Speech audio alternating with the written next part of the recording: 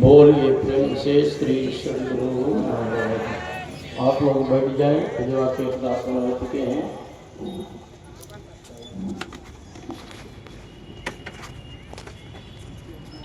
तो हम लोगों को ईश्वर स्वरूप को ठीक ठीक समझना चाहिए।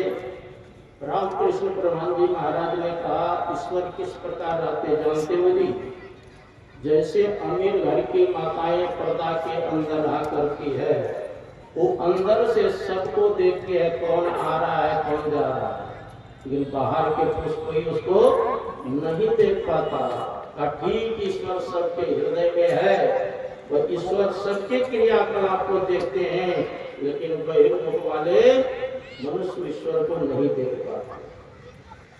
सब जगह है वो, ऐसा कोई जगह नहीं है जहाँ पर ईश्वर परमात्मा नहीं। गुरु महाराज भी कहते हैं, सब में व्यापक सबसे न्यारा, सब घट एक ही राम हो रहा। वो सब में व्यापक है और सबसे न्यारा अलग भी है।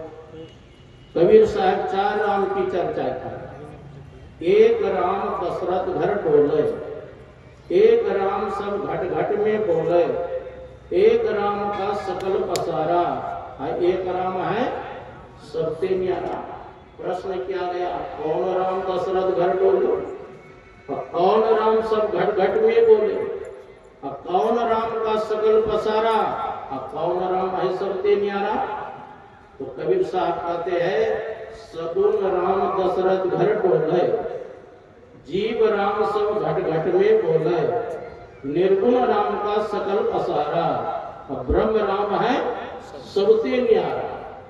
देखो, जिस दिन आत्मज्ञान हो जाएगा उस दिन सगुण राम में भी ब्रह्म का दर्शन करेंगे, जीव राम के अंदर भी ब्रह्म का दर्शन करेंगे, निर्गुण राम के अंदर भी ब्रह्म का दर्शन करेंगे। ब्रह्म तो ब्रह्म है। उपनिषद में आया है, ब्रह्म वेदमृतम प्रस्ताद ब्रह्म पश्चात दक्षिण तच्चोत्तरेण अधच्चोर्ध्वं प्रसृतम सिखा। क्या कहते हैं? ब्रह्म वेदमृतम प्रस्ताद, वो ब्रह्म आगे भी है, पीछे भी है, दाएं भी है, बाएं भी है, अंदर भी है, बाहर भी है। अंदर बाहर एको जानो यह गुरु ज्ञान बताई, जन नानक बिनु आपाची नहीं मिटे न भ्रम की। कहते वो आत्मस्वरूप ब्रह्म अंदर बाहर है, लेकिन दिखाई क्यों नहीं देता है? कहते है मेरे सुझत नहीं लियानत ऐसो जिंद, तुलसी या संसार को भयो मोतिया। जैसे किसी को मोतियाबिंद की बीमारी हो जाती है तो अखबार पढ़ पाते हैं, कुछ दिखाई नहीं देता है, तब कहाँ जाते हैं? डॉक्टर के पास जाते हैं, ऑपरेशन करके उस मारी पट्टी को हटा देते, तब न दिखाई देता। उसी प्रकार यह जीव के ऊपर भी पट्टी है। कबीर साहब कहते हैं, घूंघट का पट खोल रहे तो टोपी में मिलेंगे, घट घट में वह साईं रमता घटुक वचन मत।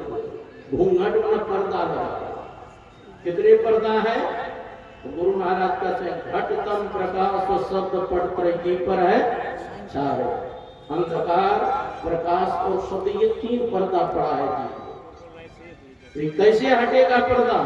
तो गुरु महाराज कहते, कर दृष्टि और योग साधन ये हटाना चाहिए, इनके हटे माया हटेगी, प्रभु से होंगी एकता।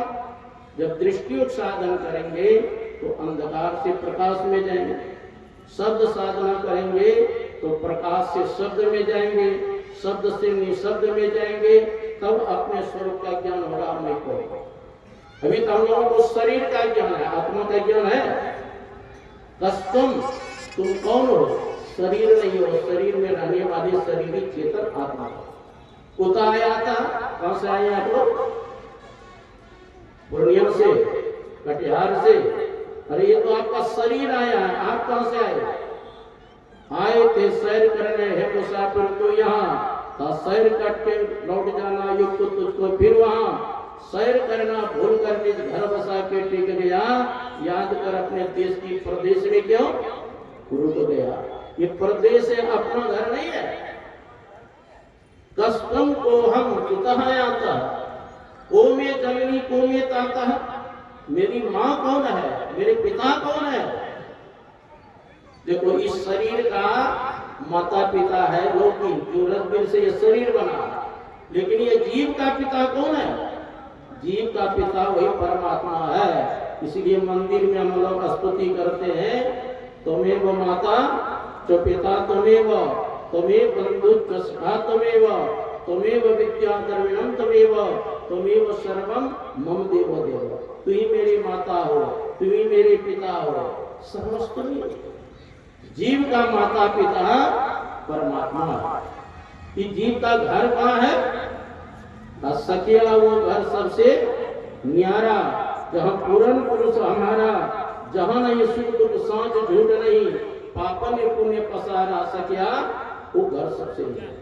मैं गया था सुकरता, तो एक पंडित जी कह रहे थे महाराज हमारे पास 1 लाख का ग्रंथ है, हमको तो आत्मज्ञान हुआ ही नहीं महाराज।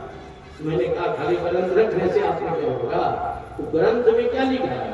श्रवण ज्ञान, मनन ज्ञान, निध्यासन ज्ञान और अनुभव ज्ञान। जैसे मैं कह रहा हूं, आप सुन रहे हैं, इसको कहते हैं श्रवण ज्ञान। महाराज जी ने क्या कहा?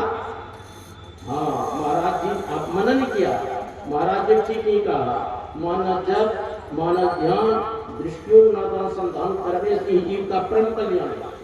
और महाराज जी से आप दीक्षा ले लिए, मानव जब मानव ध्यान दृष्टियों अनुसंधान दीक्षा ले लिए, करने लग गए क्रिया, उस क्रिया का नाम ही जो करने लग गए, इसी का नाम है निध्यासन ज्ञान।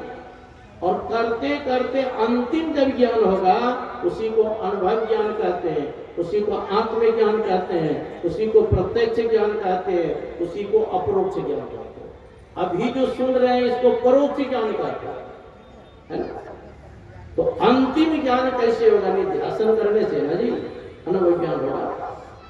इसीलिए कहा इबादत है किसी ना साध को फिर साध कर देना, इबादत है किसी बर्बाद को आबाद कर देना। यही सीखा है हमने मुर्शद के कदम छूकर, खुदा से हो अगर मिलना पता खुद का मिला लेना। जब तक अपना पता नहीं चलेगा तब तक खुदा परमात्मा का पता नहीं। पढ़े 6 शास्त्र 18 पुराण पढ़े, वेद उपवेद आदि अंत को छाना है। गीता रामायण स्मृति सांख्य योग न्याय आदि दर्शन भी जाना है। जाना है बराना छंद सोरठा चौपाई को, इतना जो जाना है सब खाक धूल छाना है। जाना है कोई दिन आत्म पिछाना, आत्मा का ज्ञान। यही बात भगवान श्री राम ने हनुमान जी से मुक्तिकोपनिषद में पूछा, हे भक्तराज हनुमान, हमें और तुम्हें क्या अंतर है? तो हनुमान जी ने कहा, देह दृष्टवा तो दासो हम, जीव दृष्टवा तो दंश कहा, वस्तु तस्तु तदेवा इति में निश्चितम।